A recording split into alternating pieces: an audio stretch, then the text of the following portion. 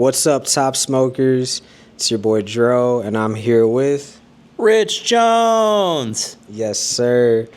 You've seen him before if you tuned into our tour at the Lifted Microgrow. You know he's a good friend of ours. Today he's got a special show opening up for Bruiser Wolf here at Shuba's. Bruiser Wolf! Bruiser Wolf! Woo, Chicago! How you feeling about tonight, man? Man, I feel wonderful. I feel like I earned it. I worked really hard this year, and it's crazy to see the fruits of your labor manifest in terms of being able to rock with one of the best to do it, the man Bruiser Wolf. Absolutely, man. How long have you been listening to him, and then what does it feel like to be performing for him tonight? I remember when he first came out, I feel like there was like definitely a chatter about him that I clocked. Admittedly, as a listener, sometimes the more I see people talking about something, it's more like less that I'm not going to check it out. It's just like I'm going to maybe wait till this dies down a bit. And what I heard, I liked. But then I remember a few summers ago, Def C came over to my house, and I can't remember what manifested this, but he was just like, yeah, like, have you listened to Bruiser Wolf? And I was like, yeah, he's good. He's like, no, but have you, like, listened to him? No, I'm like, I mean, I could probably do more. And then we sat and listened to him, Fat Ray, JUS. Like, it turned into this whole Pandora's box of Bruiser Brigade. And it was like exactly what I needed, because I was at a point where I wasn't feeling so great about music, and I just was feeling kind of mopey and kind of not like, you know, my usual self about it all. And it was just like just what the doctor ordered, because I spent the summer just going back between the different albums from that wave that came out in like 2021, 2022 or whatever. And like then fast forward to a few months after this, I'm on tour with Shrapnel, and we get to Detroit, and all of them show up to the show. And that to me was even crazier, because it's like these are the voices that have been in my car all summer, and now they're in front of me, and they seem like they like what I'm doing. And it was true. We all messed with each other, and it was really dope to meet them, and they were so hospitable and kind. And you know, it's nice when game recognizes game. So I that's kind of the quick hits on how that all came together. And then yeah, you know, now that we're tapped in, and I'm excited for the future. Hell yeah, loves to hear it. And then you've also dropped music this year. I know last time you're on the show, you know, you're working on Sour Dub. This year you dropped Comemos. You want to talk about that album? Give us like the thesis of it.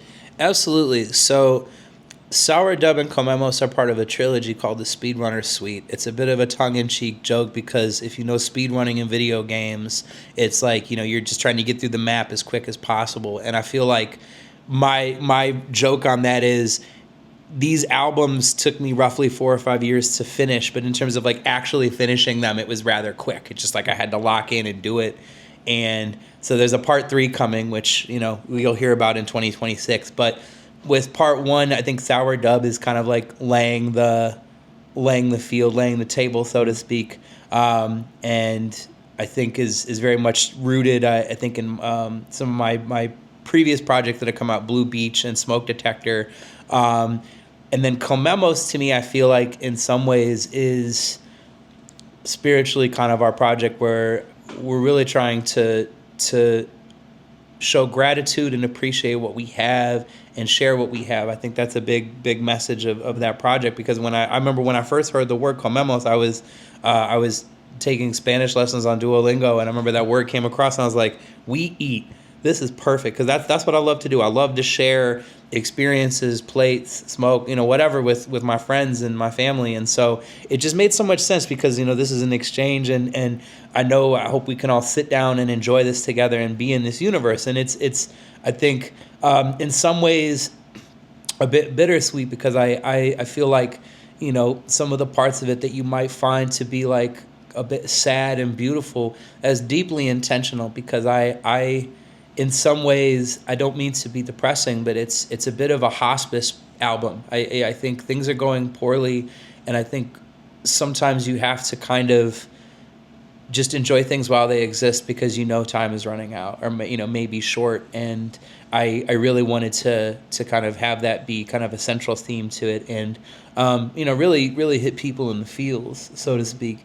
And then part three is I can't say much more other than we end on a very, very strong note.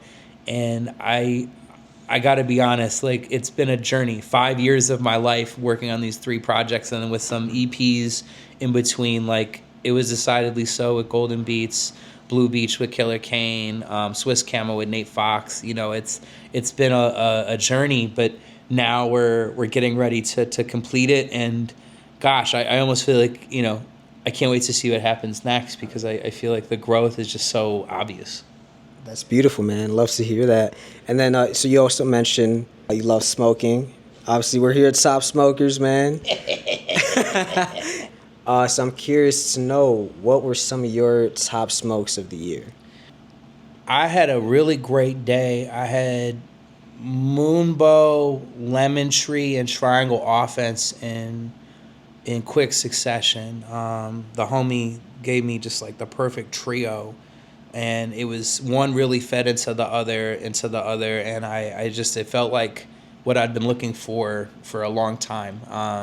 Sour Dub is one of my all-time faves. I made a fucking album. Ooh, I really wish I had some sour dub. I really wish I had some sour dub. I really like. So I had some of that this year. That was great. I feel like an old friend has entered the fold. Mexican Flan just touched back down. That's been a really fun one to get reacquainted with. And then also Sticky Dynamite. That one went quick. I was really enjoying that. Yeah, just off the top, those are probably some of my favorite strains I had this year. I feel so spoiled, because like I'm lucky to be able to try a bunch of different things. So I'm sure I'm forgetting some, but off the top, those are the ones that I feel like were really, really hitting for me. Mm-hmm. Fuck yeah, man. Shit, I know for some of my favorite strains of the year, I recently smoked this thing called Medusa number 1. Ooh. I'm blanking on the genetics, but the homie hooked me up with that shit. Shout out Love Green Culture. Yeah, that's probably my number 1 smoke of the year. It was like the perfect combination of it was like a sour fruit candy gas vibe. I love that. Hell yeah.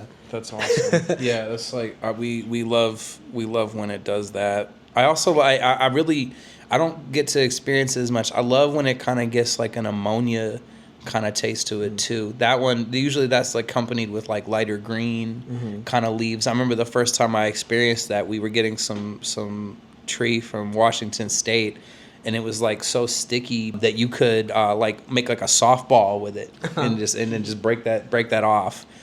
And that was really, really cool. For sure. Yeah. Yeah, and then combining those two worlds, weed, music, you were also curator for this ongoing series called Dream Blunt Rotation. Right. Please, man, inform the audiences what this is. Because I know when I found out about this, I'm like, how can we spread the gospel? Well, so my dear friend Shaisek and I, we Voltron last year, and for 8 or 9 months in 2024, we did Dream Blunt Rotation at Subterranean, and it was, I think, a good first effort to kind of dip our toes back in the waters of like show production. Prior to that, with my group SEC, we had done All Smiles at Tonic Room, RIP. That was a 9-year run. And, obviously throwing shows today is very different than, pre-pandemic, even 10 years ago. I mean, that's like a whole different universe. And so I think after our experiences kind of bringing it back, it was just obvious that, we had to kind of retool and just take a break. And, hell, there's a world where it doesn't come back. And if it weren't for a couple of experiences I had, just kind of throwing some one-off events, the summer of 2024, and then this year, at the beginning of the year, I started to get my feel for wanting to, just kind of do this again. And, I touched in with Show, and he was down too. And, speak of the devil, Show You Suck, my other half in Dream Blunt Rotation, in the rotation. So yeah, and the focus of that was heavily towards like, hip hop, R&B, and kind of like indie adjacent stuff. And that so far seems to be the case as we relaunched back in October. We had Prem Rock from Shrapnel, Rafi, 18 and Counting, Benita Apple Blunt. And then we had Quelle Chris, Gyroscope, Fest Grandiose, Psalm 1, featuring food from Motor Shuckers, Jimmy's at Grain and Pulaski. We go high, we go low. As long as it's tasty, that's all we care about. And so, being able to kind of have this space that has top tier talent, and then also we're able to provide an environment where people can, enjoy themselves as they like, whether that's consuming or eating food, and having food available, to those who can get there for that. Because I think, in my mind, as much as, there's a cost to everything. And so, of course, you're going to charge something for it. I felt strongly that, especially right now, given how things are, it's a really big ask for people to leave their home. You're competing with some of the other things. And, both out of a place of caring, but also kind of throwing down the gauntlet. That's why we're offering what we're offering. Because if you don't want these things for free and a great show that come with the ticket price, then I don't know what you want. And that's okay. Maybe shows just aren't for you, and that's okay. But at the end of the day, it's like, don't tell me there aren't shows. Don't tell me there aren't things happening when there are people trying to do that. And we're trying to be, doing our part to make this crack. I hope we spawn a million Dream Blunt rotations. I hope Chicago is awash in these sorts of showcases that are our friends putting on friends and doing things to, provide for them and care for them and to, however people need to be fed, it can be done. So, if we can help with that, amazing. If it's just us, God, that'll be depressing, but I hope not. Well, man, you're doing the Lord's work. It's an absolute honor to call you a friend. Super excited for tonight's show, man. Thank you for this interview. Love. Any final words you'd like to share? We need to take care of each other. We need to look out for each other every day. Tell your neighbor you love them and you got them. Do that every single day for the rest of your life. You'll never be alone, and the people around you won't feel alone. We're just in this moment where the isolation has become so great. I think people are forgetting how to be people. We're forgetting to care, how to be present. And I'm not saying this on some soapboxy bullshit. Like it's genuinely an issue. I remember reading recently, they're saying conscientiousness and caring is at an all-time low for people being polled in terms of like things they value. And on the one hand, that's immensely sad. On the other hand, to me, that's temporary. I think, you live in that world long enough and you see what you get, and it's really drab and sad, and we need to fight for that. Much as, we're already fighting for our freedoms here in this country, just to, not have our neighbors be molested and abused and, all the things that are unfortunately occurring here and elsewhere around the country. And so I just think, while I don't pretend to be acting like I'm the only answer, I know I definitely have some answers. And if you're hearing this, I guarantee you do too. And I want you to think about what you can do. And again, it can be really, really simple. It can really start with just checking in with the people around you. Maybe it's the person that makes your coffee, or your elderly neighbor, or the person that lives below you. Maybe they're an asshole. Maybe don't talk to them. But you can try. It's not always going to work. I just feel like all these chance conversations I have as I move through the world, I feel like I meet so many strangers that like lift me up, and I feel like we do that for each other. And I just think like that's one of the key things that I think will allow our spirits and our morale to remain high, even in the face of abject horror. I refuse to give in. Don't give in either. Big love to each other. Take care of each other. Love to all. Mm-hmm. And let's end on a lighter note.